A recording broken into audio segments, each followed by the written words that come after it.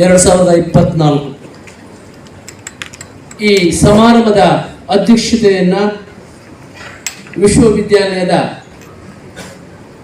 ಗೌರವಿತ ಕುಲಪತಿಗಳಾದ doctor MK. Ramesh.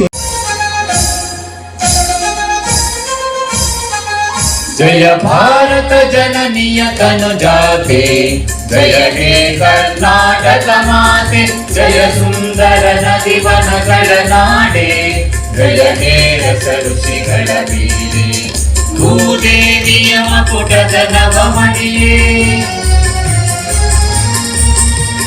ಚಂದದ ಚಂದದ ಹೊನ್ನಿನ ಗಣಿಯೇ, ರಾಘವ ಮಧುಸೂದನರವತರಿಸಿದ ಭಾರತ ಜನನಿಯ ತನುಜಾತೆ, ಜಯ ಹೇ ಕರ್ನಾಟಕ ಮಾತೆ.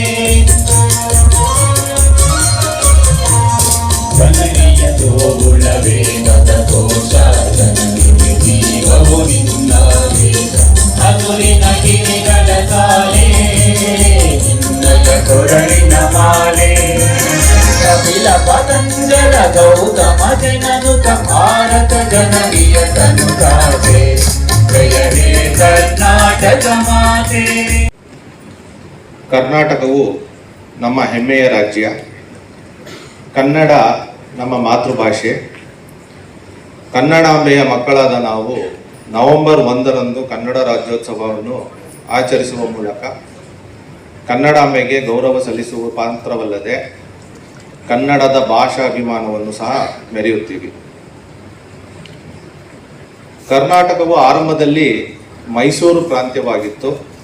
1950ರಲ್ಲಿ ಭಾರತದ ಗಣರಾಜ್ಯೋತ್ಸವದ ಮೇಲೆ ವಿವಿಧ ಪ್ರಾಂತ್ಯಗಳು ಭಾಷೆಗಳ ಆಧಾರದ ಮೇಲೆ ರಾಜ್ಯಗಳು ರೂಪುಗೊಂಡವು.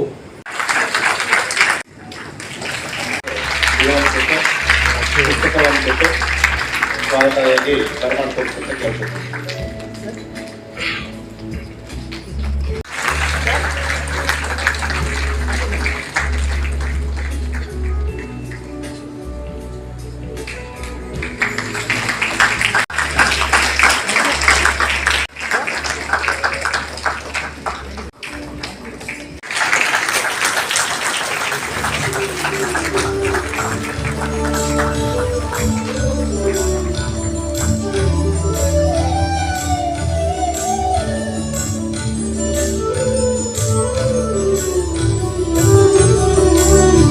ಅಜ್ಜಿಯು ಕನ್ನಡದ ದೀಪ, ಅಜ್ಜಿಯು ಕನ್ನಡದ ದೀಪ, ಕರುನಾಟದ ದೀಪ, ಅಜ್ಜಿಯು ಕನ್ನಡದ ದೀಪ, ಅಜ್ಜಿಯು ಕನ್ನಡದ ದೀಪ.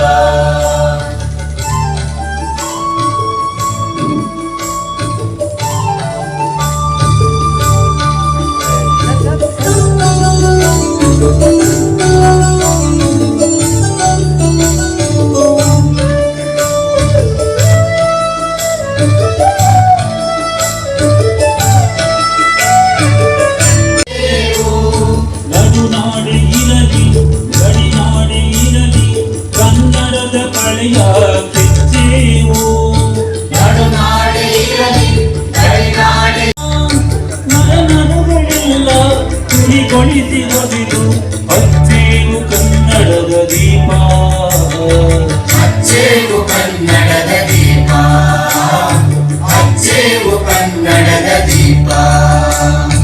1984ರಲ್ಲಿ ಮಂಗಳೂರು ವಿಶ್ವವಿದ್ಯಾಲಯದಿಂದ ಡಾಕ್ಟರ್ B.A. ವಿವೇಕ್ ರೈ ಅವರ ಮಾರ್ಗದರ್ಶನದಲ್ಲಿ ಡಾಕ್ಟರೇಟ್ ಪದವಿಯನ್ನು ಪಡೆದುಕೊಂಡರು.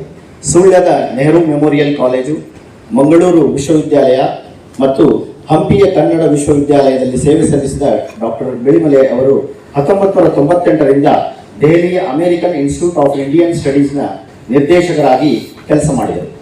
2015ರಿಂದ ಅವರು ದೆಹಲಿಯ ಬೆಳೆಸಿ ಉಳಿಸಬೇಕು ಎನ್ನುವ ಕೈಂಕರ್ಯದಲ್ಲಿ ತನ್ನನ್ನು ತೊಡಗಿಸಿಕೊಂಡಿರುವ ನಾಡಿನ ಶ್ರೇಷ್ಠ ವಿದ್ವಾಂಸರು, ವಿಮರ್ಶಕರು, ಲೇಖಕರಾಗಿರುವಂಥ ಡಾಕ್ಟರ್ ಪುರುಷೋತ್ತಮ ಬಿಳಿಮಲೆ ಅವರಿಂದ ಮುಖ್ಯ ಅತಿಥಿಗಳ ಭಾಷಣ.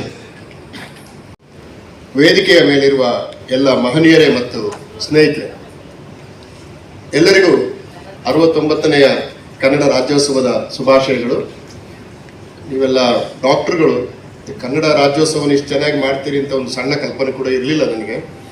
ಆದರೆ ಅಲ್ಲಿ ಪ್ರವೇಶ ಆದಲ್ಲಿಂದ ಇಲ್ಲಿವರೆಗೆ ಕನ್ನಡದ ಬಣ್ಣ, ಒಂದು ಸಂಭ್ರಮ, ಸಂತೋಷ ಕಾಣಿಸಿತ್ತು. ಹಾಗಾಗಿ ಈ ಕಾರ್ಯವನ್ನು ನೀವು ಒಂದು ಕಾಟಾಚಾರಕ್ಕೆ ಮಾಡ್ತಾ ಇಲ್ಲ, ಮೊದಲಾಗಿ ಕನ್ನಡದ ಪರವಾದ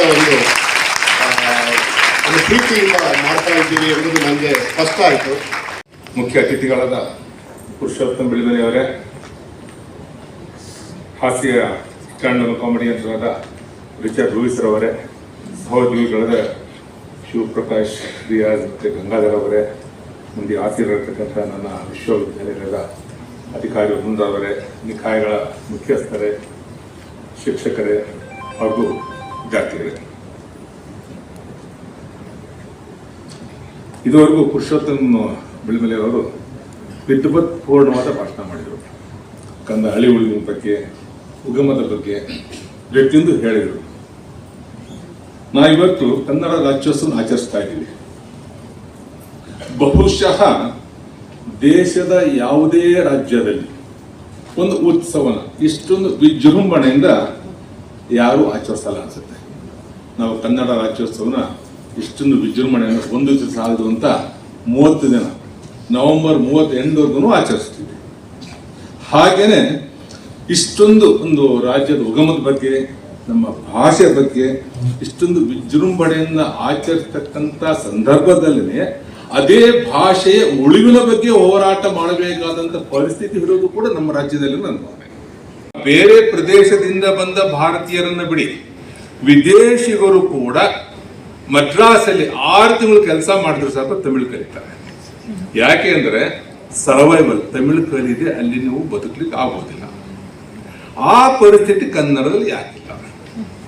ಅವ್ರು ಹೇಳಿದರು ಸರ್ವ ಜನಾಂಗದ ಶಾಂತಿಯ ತೋಟ ಅಂತ. ನಿಜ, ನಾವು ಸರ್ವ ಜನಾಂಗದ ಶಾಂತಿಯ ತೋಟದಲ್ಲಿದ್ದೀವಿ. ಸರ್ವ ಜನರಿಗೂ ಸುಪ್ರೀತನ ಮಾಡೋ ಪ್ರಯತ್ನ ಮಾಡ್ತೀವಿ. ಯಾರು ಬೇರೆ ಭಾಷೆ ಕಂಡ ತಕ್ಷಣ ನಮಗೆ ಹರತುಮುಖ ಹಿಂದಿಯಲ್ಲಿ ಕೈಸೆ ಮಾತಾಡ್ತೀವಿ.